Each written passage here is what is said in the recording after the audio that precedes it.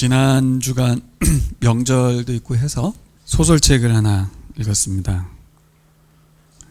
영어로 포스터라고 되어 있는데요. 클레어 키건이라고 하는 아일랜드 작가가 쓴 소설입니다. 한국어 제목은 맡겨진 소녀라는 소설이고 영화로도 나왔는데 말없는 소녀라는 이름입니다. 100페이지 정도 되는 아주 짧은, 빨리 읽는 분은 1시간 안에도 다 읽을 수 있는 책입니다. 한번 읽어보시면 좋을 것 같습니다. 작년에 영화가 나왔더라고요. 극찬을 날리고 상도 많이 받은 영화라고 해서 영화보다 책을 읽어야겠다. 그래서 책을 읽었습니다. 잠깐 책 내용을 소개하자면 이 집, 주인공 집에 자녀가 되게 많았거든요. 그런데 다시 이제 엄마가 임신을 하게 된 거예요. 그래서 마지막 이제 막내가 태어나야 되는데 이 아이가 이제 천덕꾸러기가 된 거죠. 돌봐주지 못하는 상황이 된 거죠. 위로도 언니들이 있고 자기 동생도 있고 막 되게 많았던 것 같아요. 그래서 아주 먼 친척집에 맡기기로 하고 이 소녀가 그 집으로 이제 가서 지내는 이야기입니다. 이 소녀가 그 맡겨진 집에 가서 자신이 그동안 한 번도 느껴보지 못했던 환대와 그 따뜻한 조건 없는 사랑, 이런 것들을 받게 됩니다. 한 예를 들어서 말씀드리자면, 소녀가 이제 그 집에 가서 첫날 밤을 잤어요. 아침에 일어났을 때 이제 아주머니가 침실로 들어오셨어요. 소녀가 잔 매트리스를 보니까 축축한 거죠. 근데 이 아주머니가 굉장히 미안해하면서 이런 축축한 곳에다가 너를 재웠구나 이러면서 이 방 자체가 굉장히 눅눅하고 굉장히 안 좋아 이렇게 말하면서 미안해하면서 아이와 함께, 소녀와 함께 그 매트리스를 밖으로 꺼내가지고 말리고 청소합니다. 그런데 갑자기 이제 아저씨가 이렇게 들어와요. 보니까 난리가 났잖아요, 집이. 왜 이렇게 난리가 났냐 그랬더니 당신은 저 집이 저 방이 저렇게 눅눅한 줄 몰랐냐. 그랬지 참. 이렇게 말하면 서로 이야기 나누는 장면이 나옵니다. 쇠펫에 말려가지고 청소하는 이야기. 소녀가 수치심을 갖지 않도록 배려하려고 했던 순간적인 그 아주머니의 대처도 그렇고 아저씨의 대처도 그렇고, 저는 책을 읽을 때 상상력이 발휘되지 않아서 원래 눅눅한 집이구나. 네. 이거는 나중에 해석이 돼서 알려준 거예요, 실제로. 네. 그리고 영화에는 나와요. 근데 글 자체에서는 작가가 너무 잘 썼어요. 작가가 이것을 소녀가 실수했다라는 말 하기보다는 자기가 자다가 따뜻했다가 추웠다가 하는 느낌을 받았다. 이렇게 이제 쓰고, 이 또 작가가 이 소녀의 감정을 이제 쓰죠. 이대로 집에 가고 싶다. 이런 어떤 마음, 이런 거. 첫날부터 시작된 소녀의 새로운 삶, 그 나날이 새롭게 펼쳐지는데 어색하고 정말 적응하기 어려운 분위기 있잖아요. 하루하루가 풍성해지고 행복해지는, 그래서 일상이 이렇게 따뜻하고 행복할 수도 있겠구나, 인생이 이렇게 바뀔 수도 있구나, 어떻게 보면 꿈속에서나 상상했을 법한 일들이 그 소녀에게 펼쳐집니다.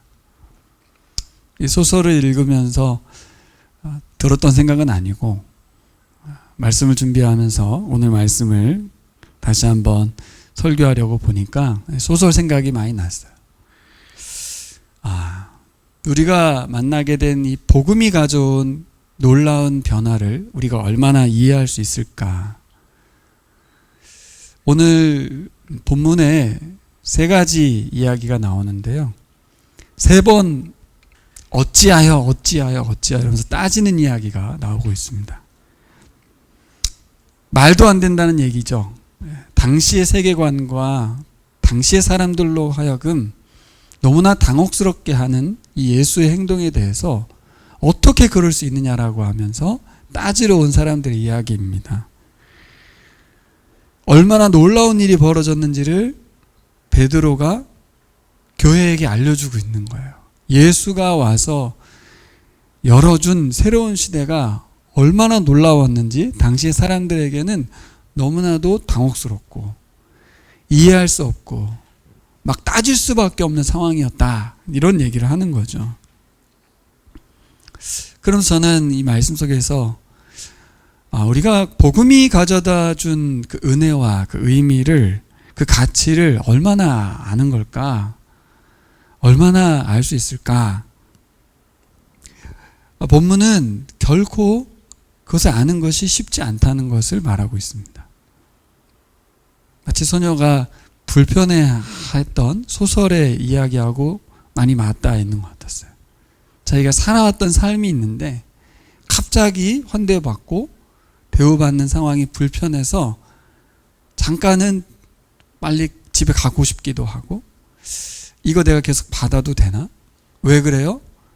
돌아가야 되거든요, 언젠가는. 여기에 내가 익숙해지면 굉장히 불행해지잖아요, 돌아가면. 그 소녀의 감정을 계속 작가가 말하거든요. 근데 여러분, 이 예수께서 가져온 새로운 시대의 그 새로운 은혜, 복음이 가져온 놀라운 변화, 이런 것들 아는 것도 어렵지만 더 어려운 거는 그것을 맛보는 것 같아요. 사실 그동안 우리는 복음에 대해서 듣고 배워서 안 사람들이고, 이것을 과연 우리가 맛보아 아는 단계까지 갔을까? 베드로는 그것을 맛보고 알았던 거죠. 그리고 실제 그 현장에서 예수가 가져온 그 놀라운 변화를 막 체험했습니다. 근데 굉장히 불편했을 것 같아요. 예. 세리, 레위, 마태죠. 마태인데 레위로 나오는 이 마가복음에 이 세리들과 세리 친구들과 같이 밥을 먹는다? 야, 굉장히 불편했을 것 같습니다. 예. 말하자면 일제시대 때 친일파들하고 같이 밥을 먹는 거예요. 예.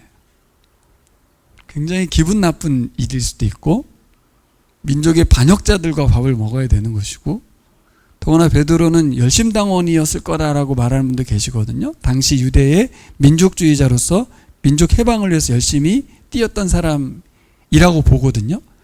그런 사람이라면 더더욱 이 세리와 함께 한다는 것은 치욕스러운 일이거든요. 그와 밥을 먹었다. 이것은 뭐 엄청난 일이죠. 불편함과 또 다르게 베드로는 뭘 경험했냐면 복음이 가져다 주는 변화를 이 소녀처럼 맛보는 거예요. 불편함 속에서 맛보는 거죠, 계속. 왜 이렇게 복음이 가져다 주는 은혜가 우리에게 잘 이해되기도 어렵고 맛보기도 어려울까? 낯설기 때문이겠죠. 어색하기 때문입니다. 경험해보지 못했고 만나보지 못했던 일이기 때문에 그렇습니다. 저는 오늘 여러분들에게 우리는 이미 새 시대가 열려서 새 시대의 사람들이라는 것이죠. 그렇죠? 이미 열렸어요. 그때 당시에 베드로는 모르고 거기에 참여했고 그것이 뭔지도 모르고 느꼈던 감정이 있었는데, 이제 부활하신 예수님 만나고 나서 그때 그 이야기를 회상하면서 그게 바로 새 시대에 하나님께서 가져오신 놀라운 변화고 역사구나, 이 땅에 가져온 하나님의 은혜구나 라는 걸 알았어요. 근데 우리는 이후의 사람이에요. 그래서 예수 믿자마자 바로 그런 은혜들, 죄인들과 함께 식사하시는 예수님, 더 이상 이제 금식할 필요가 없고 잔치를 벌이시는 그 예수님 잔치에 초대된 사람들, 안식일 법에 저촉될 필요 없이 안식해도 되는 사람들이 우리들이거든요. 우리는 이미 시작된 하나님의 은혜를 맛보고 살아가는 사람들인데, 근데 아직도 이해하지 못하고 맛보지 못한다면 이것이 너무 가벼워지고 별게 아닌 것이 된다면 그럼 어떻겠습니까? 큰 손해죠. 오늘 본문을 보면 유대인들이 얼마나 이해할 수 없는지, 얼마나 강력하게 항의할 수밖에 없었는지가 나오거든요. 이것을 통해서 베드로는 복음이 가져다주는 변화가 얼마나 불가능한 일이었고 얼마나 놀라운 변화인지를 알려주고 있습니다. 우리가 오늘 말씀을 통해서 이 부분에 대해서 다시 한번 새겼으면 좋겠습니다. 우리는 좀 빠른 속도로 보라 새 것이 되었도다라고 하는 복음 교제를 통해서 빠른 속도로 복음에 대한 이해를 넓혔고 또 양육도 해보고 그래서 지적으로나 여러 가지적으로 우리는 좀 많이 맛을 봤어요. 그렇다고 한다면 새 시대의 은혜를 베푸신 주님이 행하셨던 죄인들과 함께 식사를 하는 모습들, 금식이 이제 그쳐지고 주께서 베푸신 잔치에 참여해서 살아가는 모습들, 진정한 안식을 살아가는 모습들이 우리에게 펼쳐지기를 소망합니다. 아무리 생각해봐도 베드로는 자신이 경험했던 이 상황들을 되새길 때 정말 받아들이기 어려웠을 것 같다, 제 생각입니다만, 그런데 복음서는 제자들의 개인적인 의견이 하나도 안 나옵니다. 자신들의 마음도 안 나와요. 그건 상상의 영역이고 그건 중요한 게 아니에요. 예수님이 어떤 분이시냐가 참 중요하죠. 당시의 사람들이 받아들였던 이 복음에 대해서 전 특별히 제자들이 그랬을 것 같아요. 그 자리에 앉아서 밥을 먹으면서도 이래도 되는 거야? 이렇게 해도 되는 거야? 이러면서 먹었을 것 같아요. 그리고 안식일날 미리삭을 비벼 먹었던 제자들이 핀잔을 들었을 때 예수님이 먹을 수도 있다고 막 이럴 때 왜 먹었는지 저도 잘 모르겠어요. 본인들도 유대인인데 안식일을 왜 어겼는지 잘 모르겠어요. 배경이 없으니까. 하지만 계속 이런 마음이 들었을 것 같아요. 이게 진짜 사실이야? 이렇게 누려도 되는 거야? 이렇게 안식일을 범해도 되는 거야? 금식 우리 안 해도 되는 거야 진짜? 저 사람은 막 금식한다고 막 안 한다고 막 항의하는데 우리 금식해야 되는 거 아니야? 여러분 갈라디아서를 가시면 베드로가 유대인들과의 관계 속에서 애매한 태도를 취해가지고 바울한테 엄청 지적을 당합니다. 유대인들과의 관계 속에서 유대인의 규례를 지키는 것에 대해서 베드로가 지키고 안 지키고에 대해서 망설일 때 바울이 엄청 뭐라고 그래요. 지금 뭐 하는 거냐고. 그러니까 바울이 분명히 거듭났고 변화되었어도 여전히 그 속에는 뼛속까지 유대인이기 때문에 계속 눈치를 보거든요. 나 이대로 복음을 이대로 누려도 되는 거야? 이런 거 있잖아요. 어떻게 보면 우리도 그런 것 같아요. 신앙생활 속에서 복음이 가져다 준 것을 잘 누리는 것에 대해서 굉장히 불편해하고 어색해하진 않는가. 이 소설에 보면 이런 얘기가 나옵니다. 중간쯤에 아저씨가 소녀의 손을 잡아주는 순간이 나와요. 그냥 일상적이었던 거예요. 손을 딱 잡아줬는데 그때 소녀가 한 말이 뭐냐면 나는 내 손을 아버지가 한 번도 잡아준 적이 없다는 것을 알았다. 그리고 이 따스함을 계속 누리는 것에 대해서 고민합니다. 그러면서 이렇게 말합니다. 이런 기분이 들지 않게 아저씨가 손을 놔주셨으면 한다. 그리고 나는 그냥 내 마음을 그대로 내버려 두기로 했다. 이렇게 작가의 표현이 참 놀랍습니다. 손을 잡았는데 그 미묘한 이게 뭐지? 이런 거 있잖아요. 예수님의 손을 잡은 죄인들, 예수님과 함께 식사했던 사람들, 그들이 가졌던 그 마음하고 같을 거예요. 근데 이거 놨으면 좋겠다. 근데 그 마음 그대로 내버려 두기로 했다. 이런 표현이 몇 번 나옵니다. 주인공 소녀가 이전에 한 번도 경험해보지 못했던, 그래서 거절하고 싶기도 하고 또 한편에서는 계속되면 좋겠기도 했던 아주 애매한 감정, 이게 아마 제가 보기엔 초대 복음을 들었던 제자들이나 교인들의 심정이 아니었을까 싶습니다. 그러면서도 마음 한켠에 제가 독자잖아요. 감정을 불러일으키는 거예요. 어떤 감정이 들겠어요? 계속 소녀가 집으로 돌아가지 않고 지속해서 그 따뜻함을 느끼고 살았으면 좋겠다. 집에 안 갔으면 좋겠다. 모든 사람이 아마 그 마음일 거예요. 근데 돌아가기로 예정돼 있는 거잖아요. 그렇죠? 그렇죠. 우리 바람은 모두가 똑같아요. 그 소녀가 그랬으면 좋겠죠. 주님도 똑같고 하나님 아버지 마음도 똑같습니다. 우리들 모두가 새로운 시대를 살아갔으면 좋겠어요. 과거로 돌아가지 않고 복음이 가져다 준 변화를 맛보면서 잔치하면서 안식하기를 바라시거든요. 근데 그게 굉장히 불편했다는 거예요. 이 감정을 우리가 좀 알았으면 좋겠어요. 여러분, 우리가 예수 안에 살고 자유하고 복음으로 살아가는 게 굉장히 불편한 사람들이구나, 우리가.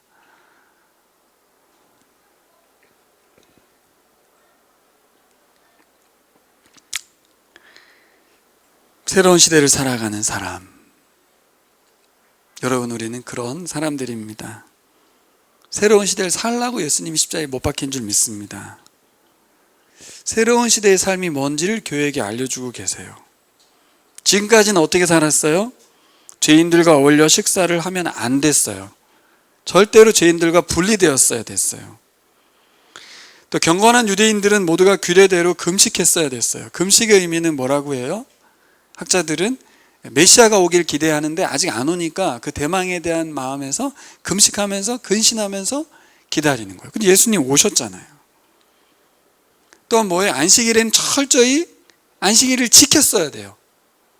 안식일을 왜 이렇게 열심히 지켰을까요? 안식하라고 지킨 게 아니라 안식일을 지키는 게 그들의 사명이 되어버렸어요. 그렇지 않으면 돌 맞아 죽으니까 뭐 이렇게 되어버렸어요. 근데 신앙생활을 하는 우리들에게도, 이 24년도의 신앙생활을 하는 우리들에게도 이 세 가지가 막 뒤죽박죽이 되는 시기가 있어요. 복음에 대한 하나님이 가져오신 그 은혜를 제대로 알고 얼마나 다른 것인지 이게 불편할 수는 있겠지만, 베드로가 마가를 통해서 복음서를 쓸 때는 이 교회에다 가져다 준 이 하나님의 은혜를 마음껏 누리기를 바랬을 것입니다. 자신도 불편했지만 주님이 진짜로 이 은혜를 우리에게 주려고 오신 거다. 말씀으로 들어가 보겠습니다. 첫 번째로 우리가 살펴볼 거는 죄인들과 식사하시는 예수님이죠. 여러분 잘 아시는 레위는 마태입니다. 큰 설명이 없어요. 긴 설명이 없고 예수님께서 그냥 레위에게 우연히 간 것처럼 또 이야기했어요. 근데 일부러 가신 거죠. 제자로 불렀습니다. 따라 나섰어요. 다음 이야기는 뭡니까? 자기 집으로 초대해서 식사 자리에 초대했습니다. 근데 제자들도 함께 갔고 거기에 다른 친구 죄인들도, 이 죄인이라는 표현은 항상 아주 사회적으로 낙인 찍힌 사람들, 그런 뜻이 있어요. 그리고 이 이야기는 한바탕 만찬이 벌어진 이야기죠. 사회적 통념을 깨는 이야기. 어찌하여 세림이 죄인들과 함께 먹는가? 첫 번째 어찌하여입니다. 이 어찌하여란 말 속에는 뭐가 담겨 있냐면, 그래서는 안 된다, 그럴 수가 없다, 그런 말이죠. 세리와 죄인들과 같이 밥을 먹는다? 이건 무슨 말입니까? 예수가 죄인이 되었다는 뜻입니다. 예수가 죄인의 친구가 되었다는 말이 아니라 그가 죄인이 되었다는 뜻이에요. 그들은 그렇게 받아들일 수밖에 없는 거예요. 제가 동성애자들과 함께 가서 같이 밥을 먹고 동성애자들하고 같이 어울리게 되면 사람들이 바라보면 저는 목사직부터 다박탈당하면서 완전히 낙인 찍히는 거예요. 쟤는 우리나라의 그 동성애자들에게 축복 선언했다가 목사직 박탈당하고 출교당한 사람이 있고요. 최근에 이 사건이 있었죠. 카톨릭에서 축복해 주는 사건도 있었어요.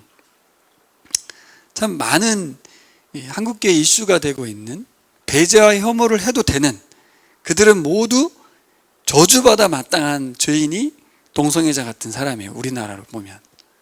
당시로 보면 세리인 거예요. 이 정도인가? 맞아요. 그만큼 세리는 이퀄 현 시대의 동성애자 같은 사람들이죠.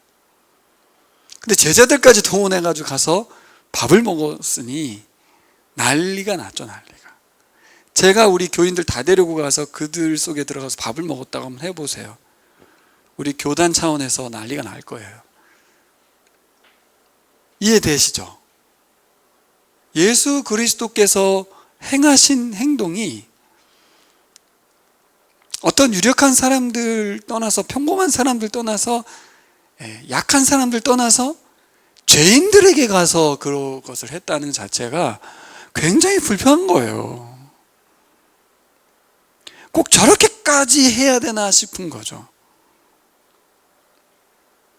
많은 한국교회 목회자들, 이런 분들이 동성애자를 축복했던 목사님에 대해서 꼭 저렇게까지 튀는 행동을 해야 되나? 이렇게 보는 시각하고 똑같은 거예요.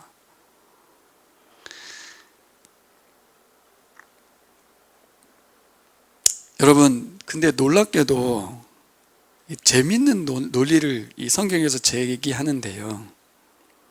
그동안은 죄인이 어떤 사람이 죄인이냐면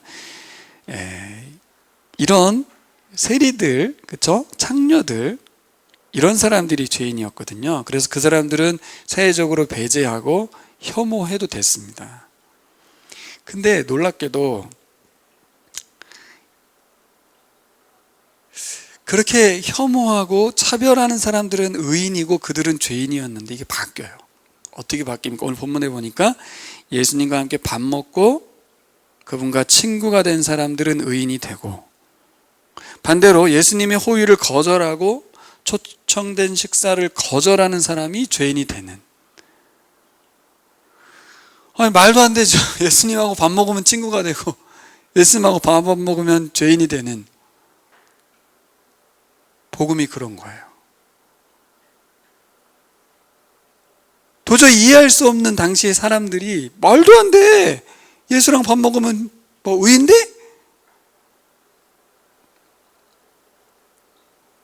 예수님 거절하면 죄인이야? 말이 안 되지 않습니까? 듣기에도 그냥. 이 시대 사람들한테 물어보세요. 그게 말이 되냐? 그런 예수가 폭력이지. 그러니까 따지러 온 거예요. 어찌하여 죄인들과 밥을 먹냐? 여러분, 본문을 그냥 읽으면 이해가 안 되는 거죠. 당시 사회문화적으로 도저히 용납하기 어려운 일입니다. 그만큼 오늘 본문은 이 베드로를 통해서 복음이 가져다주는 변화가 얼마나 크고 놀라운 것인지를 알려주는 거예요. 완전 뒤집은 거예요, 여러분. 여러분, 우리가 그 은혜를 입은 사람들이라는 것을 잊으시면 안 돼요. 그래서 은혜인 거예요, 은혜. 그냥 상식적으로는 예수를 믿는 게 어렵습니다. 이건 말도 안 되는 얘기지, 이게. 여러분, 은혜라는 걸 생각해 보십시오.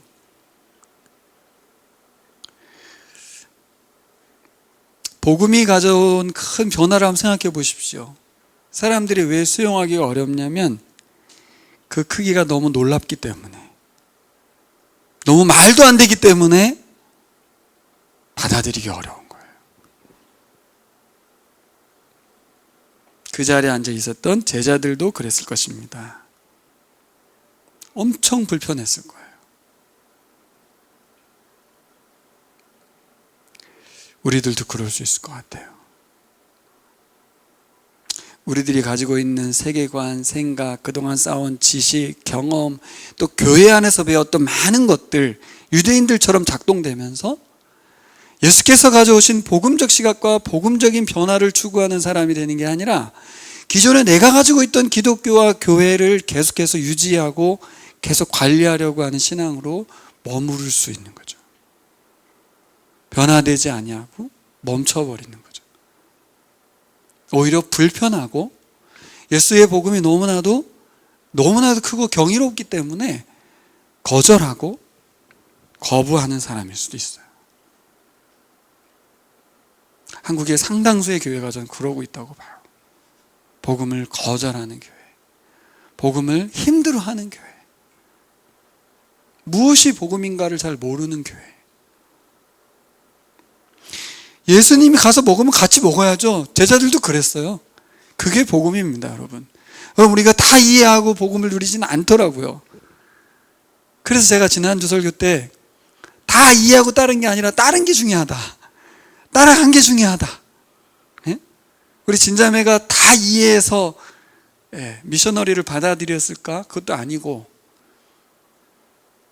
하나님 뜻이라는 것을 분명하게 받아들였을까? 그것도 아닐 것이고, 목회자와 교회와 모든 상황에 본인이 순응하고 따랐어요. 어떤 사람이 자기 자격을 분명하게 100% 인정하면서 따르겠습니까? 그렇지 않습니다. 근데 와보니까 사실 별것도 아니었어. 그렇게까지 내가 주저하고 막 이렇게 할 일도 아니었어. 오히려 이렇게 사는 것이 더 가치 있고 의미 있는 일이었어. 근데 우리는 왜 주저합니까? 그것이 가져오는, 그죠? 미셔너리라고 하는 단어가 가져오는 불편함, 거북스러움, 내 인생에 있어서 가져올 문제들, 그런 걸 생각하는 거죠. 저는 조선시대 때 제사 문제로, 그죠? 조선 초기에 이 제사 문제로 대한민국에 기독교 들어오고 나서 박해받고 목숨 던져가지고 기독교를 뿌리내렸던 이 조상들을 생각하면 우리 신앙은 진짜 아무것도 아닌 거예요. 안 싸우려고 하는 게 아니라 어느 정도 타협을 보는 걸 넘어서 분리하는 것 같아요. 우리가 자꾸 적극적으로 충돌하고 적극적으로 싸워야 되는 게 복음입니다. 예수님 그렇게 하셨어요. 적당히 하지 않으시고 일부러 거기 가서 먹으면서 일부러 막 문제를 일으켜가면서 이슈를 일으키면서 복음이 무엇인지를 막 보여주셨어요. 우리 신앙은 멈춰 있으면서 이제 거리두기를 하면서 펜스까지 쳐가면서 보호장치를 추구하면서 그렇게 신앙생활을 하게 됩니다. 제가 한때 가르쳤던 제자가 기도 제목이 뭐냐면, 대학교 가서 이렇게 타락하지 않고 술 마시지 않고 뭐 이러게 해주세요. 이 정도의 기도 밖에는 못하는 거예요. 이 시대는 진짜. 제가 그들과 분리되게 해주십시오. 흡수되지 않게 해주시고, 그들을 변화시키거나 그들 속에 들어가서 함께할 마음은 1도 없어요. 1도 없어. 할 수도 없을 것 같아. 부모님들도 자녀들 보내면서 늘 걱정이에요. 애들 대학 가면 어떻게 될까? 어떻게 될까?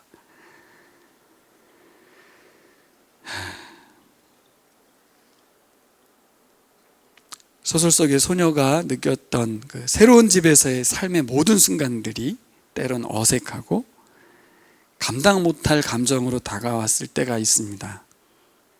근데 차츰차츰 나날이 새로운 삶이 펼쳐지면서 일상으로 채워지면서 소녀의 삶이 따뜻한 봄날이 되어가는, 우리의 신앙도 그렇게 되는 것인 줄 믿습니다.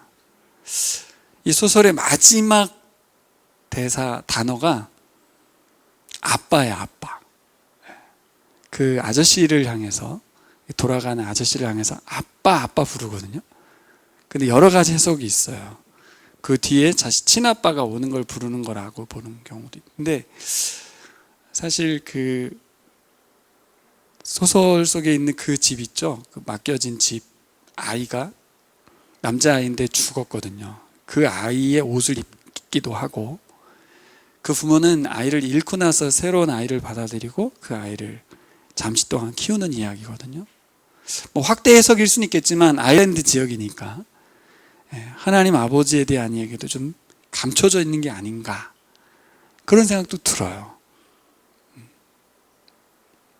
좀 들죠. 기독교 국가니까 어쨌든. 왜냐하면 영화 평론가나 이 작품 해설가들은 그렇게까지 해석하려고 하지 않으니까. 자식을 잃은 부모의 심정으로서 하나님 아버지의 마음을 배려하고 품게 하고, 그 결국은 아빠를 만나는 거죠. 이 딸이 친아빠가 아니지만 그래도 아빠라는 분을 만나는 거예요. 그렇게 그런 시각으로만 해석하면 또 소설이 새로워져요. 너무 이제 기독교적으로 해석하고 싶지 않아서 하진 않았습니다. 여러분, 너무나도 자명한 죄인들이 어떻게 의인이 될 수 있었는가? 이 질문은 우리에게도 있어야 될 점 있습니다. 분명히 하나님을 거부하고 하나님에 대해서 아주 대적 세력이었던 내가 어떻게 의인이 되었는가? 최현지 집사님, 성경 속에 있는 세리와 세리 친구들이 어떻게 의인이 되었습니까?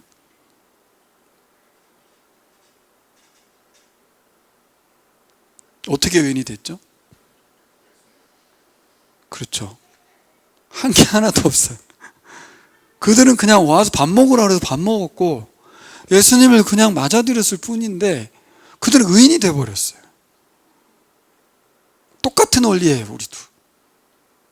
우리는 그냥 이 땅에 오신 예수님, 그분에 의한 제자들의 순교와 선교사들의 순교와 그의 피의 은혜로 그냥 도매금으로 복음을 받아들인 사람들이 됐어요. 똑같아요. 와서 그냥 밥 먹었더니 의인이라네. 이게 복음인 줄 믿습니다.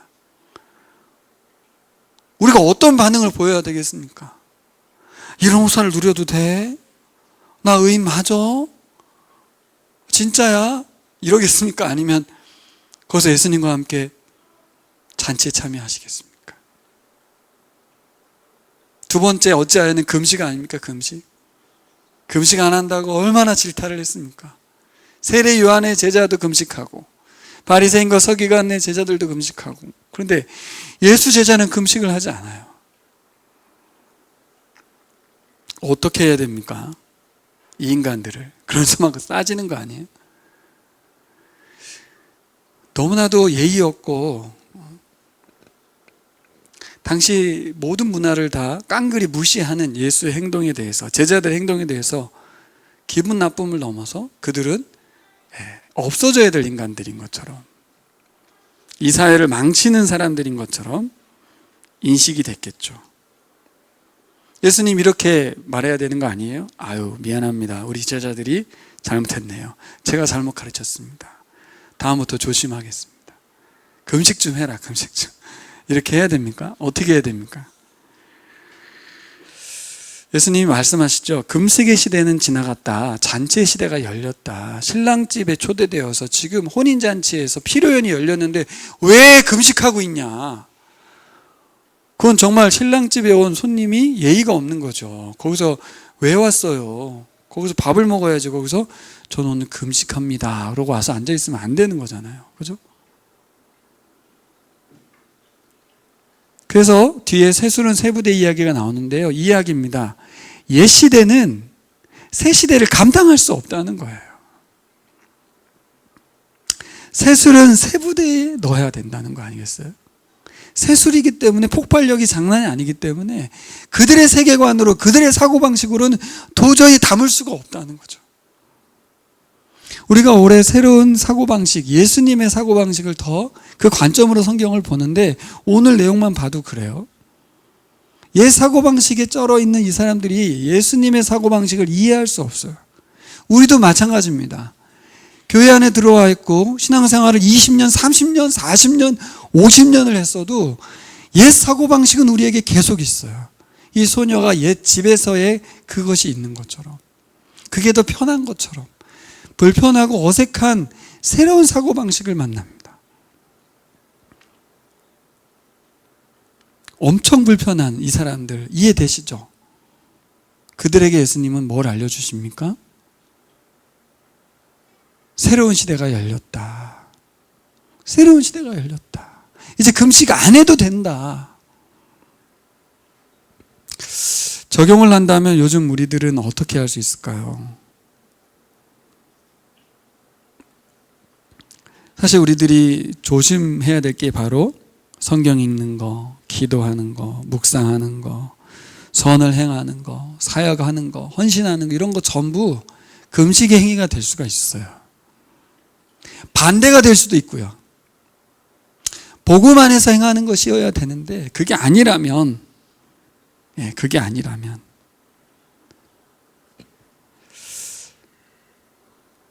내가 요즘 성경 읽지 못하고 있어. 내가 요즘 기도하지 못하고 있어. 그렇죠. 기도해야죠. 성경 읽어야죠. 그런데 제가 꼭 묻는 게 있어요. 굉장히 열심히 성경 묵상 요즘 우리 침신대 학생들이 하고 있는데 제가 꼭 물어요. 근데 왜 이렇게 열심히 성경 묵상 훈련을 해? 무엇을 위해서? 이렇게 묻습니다. 딴지를 거는 게 아니고요. 왜 열심히 섬기는 거야? 왜 그래? 그게 혼인잔치에 참여한 거야? 아니면 바리새인들하고 같은 금식을 하는 거야? 무엇을 위해서 우리가 성경을 읽고 예배를 드리고 기도 생활을 하고 헌신을 하고 섬길까요? 물론 이 시대에는 오히려 우리가 금식해야 되는 시대입니다. 너무 많이 먹고 있고 너무 많이 자유하고 있고 너무 많이 리버럴해졌기 때문에 근신해야 되고 더 경건의 삶을 살아야 하는 시기이기도 합니다. 하지만 왜 그러고 있냐고요? 왜 금식하고 왜 사순절에 대해서 경건해야 되냐고요? 주님을 더 알기 원하는 이유가 뭡니까 도대체? 모든 것이 주어가 나일 수가 있다는 거. 예수 그리스도께 주신 복음에 대한 반응으로서 감사와 기쁨으로 즐거움으로 헌신하고 또 헌신하고 헌신했어도 무익한 종이며 하나님 은혜에 감사하고 예배할 수 있어야 될 텐데 시간이 지나면 다 드러나죠. 왜 내가 그렇게 열심히 살았는지, 무엇을 위해서 내가 열심히 달려왔는지. 오늘 설교만 이 정도만 들어도 이게 참 복음으로 살아간다는 게 쉬운 일이 아니구나. 그래서 기독교가 어려운 거예요. 다른 종교는 법을 지키면 되거든요. 열심히 하면 돼요. 근데 교회는 열심히 해도 뭐라 그래? 열심히 하지 말래. 또 한편 열심히 하래. 뭐 어떻게 하라는 소리지? 안식일 통해서 결론을 보겠습니다. 안식일 날 제자들이 밀밭을 지나가다가 밀이삭을 잘랐어요. 근데 그 잘라낸 것만 끝난 게 아니에요. 길 내느라고 잘랐는데 자른 김에 이제 밀을 먹은 거죠. 실수로 먹었다고 볼 수 있어요. 근데 참 집요하죠.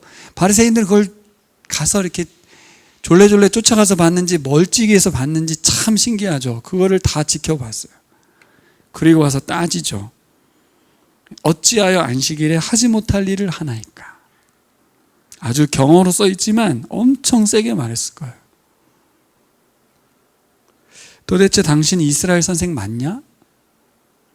지금 뭐 하는 거냐? 아주 제대로 걸린 거죠. 마가복음 벌써 2장밖에 안 왔는데 예수님 지금 죽여야 돼요 지금. 마가복음 그렇습니다. 대놓고 안식일법을 휴식조각으로 만드는 이 인간은 죽여야 되는 거예요 정말. 유대교의 모든 전통을 깡그리 무시하는 걸 넘어서 무너뜨리는 상황까지 온 거죠. 근데 예수님 뭐라고 하냐면 이제 그만. 놀라운 선언이에요. 그들이 말한 게 진짜였어요. 유대교에 이제까지 지켜왔던 안식일법을 그 자리에서 그냥 휴식조각을 만들고 없애버린 거예요 여러분. 폐지시켜버렸어요. 충격 아니겠습니까? 충격? 우리나라의 무슨 전통을 얘기해야 되나요? 그걸 그냥 하루 순간에 없어버리는 거예요 그냥 그 자리에서. 이건 뭐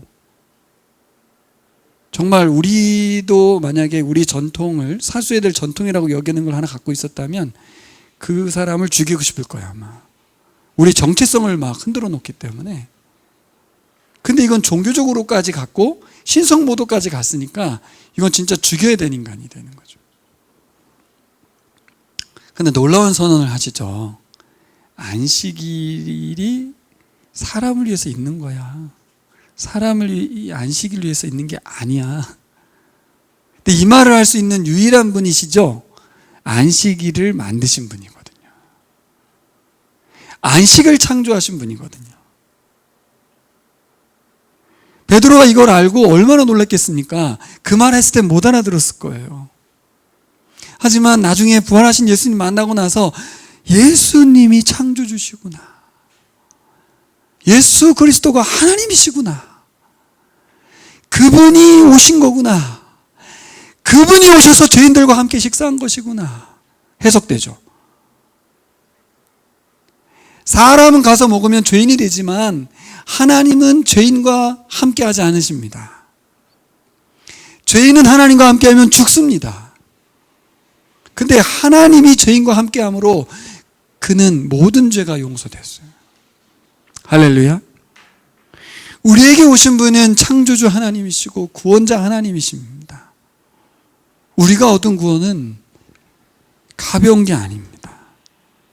우리가 얻은 안식은 누려도 되고 안 누려도 되는 그런 게 아닙니다. 원래 만드실 때부터 우리를 안식하게 만드셨던 하나님께서 안식을 잃어버린 인간에게 안식하게 하기 위해서 예수 그리스도를 보내셨고 그분이 오셔서 선언하신 거예요. 이제 새로운 창조가 시작됐다. 첫 창조의 아담이 누렸던 그 안식을 이제 누리면 된다. 이 선언을 베드로는 못 알아들었을 거예요, 당시에. 우리도 못 알아듣고 살아가고 있을 수 있다는 거죠. 교회는 알으라는 거예요. 이것을 얻은 이 교회가 로마의 박해 앞에 굴복할 이유가 없죠. 하나님 주신 안식을 얻었고 생명을 얻은 자들이 더 이상 금식할 이유도 없고 더 이상 죄인과 의인을 가를 이유도 없고 모두가 예수님과 함께하면 다 의인 되는데 다 오진 않습니다. 모두가 예수 그리스도와 함께하면 의인이 되는데 모두가 오진 않아요. 누구만 옵니까? 병든 자만, 죄인만. 의사는 병든 자에게만 필요하다. 교회를 향하여 이렇게 말씀하셨어요. 안식일. 제가 신명기 말씀 안식일 묵상하면서 정말 은혜를 많이 받았는데 출애굽기 20장의 실제 안식기 법에 대한 이야기는 간단한데 신명기 5장 말씀의 안식일 규정은 굉장히 깁니다. 제가 읽어드릴게요. 같이 읽읍시다. 네. 굉장히 중요한 말씀이고 오늘 결론적인 말씀이라서 자, 5장 14, 15절입니다. 신명기예요. 출애굽기 아니고 우리가 묵상했던 본문인데요. 신명기 5장 14, 15절 한번 집에서 20장은 살펴보세요. 오늘 가서 출애굽기 20장 보시면 되게 간단하게 나왔어요. 근데 이 5장 신명기 5장은 길게 표현하는데 이렇게 나옵니다. 같이 읽겠습니다. 그러나 이렛날은 주 너희 하나님의 안식일이니 너희는 어떤 일도 해서는 안 된다. 너나 너희 아들이나 딸이나 너희의 남종이나 여종뿐만 아니라 너희의 소나 낙이나 그 밖에 모든 집짐승이나 너희의 집안에 머무르는 식객이라도 일을 해서는 안 된다. 너희 남종이나 여종도 너와 똑같이 쉬게 하여야 한다. 너희는 기억하여라. 너희가 이집트 땅에서 종살이를 하고 있을 때에 주 너희의 하나님이 강한 손과 편 팔로 너희를 거기에서 이끌어내었으므로 주 너희의 하나님이 너희에게 안식일을 지키라고 명한다. 뭔가 좀 다가오는 게 있을까요? 여러분 잘 보시면 안식일 규정은 안식일 지키라는 말만 있는 줄 알았는데 계속해서 나의 안식일 지키는 이야기보다는 다른 사람 안식일 지키는 이야기가 더 많이 나오고 있더라고요. 지금 다른 사람 가축까지도 이야기가 나오고 있죠. 나와 관련된 모든 이들이 다 안식해야 된다. 자 보세요. 이 안식일을 누가 줬습니까? 하나님 주셨거든요. 누구에게? 나에게. 그리고 이 명령이 누구에게 오냐면 나한테 옵니다. 내가 안식을 누구에게 주라는 거예요? 나와 관련된 모든 사람에게 안식을 주라는 거예요. 그럼 내가 하나님이 또 되는 거예요.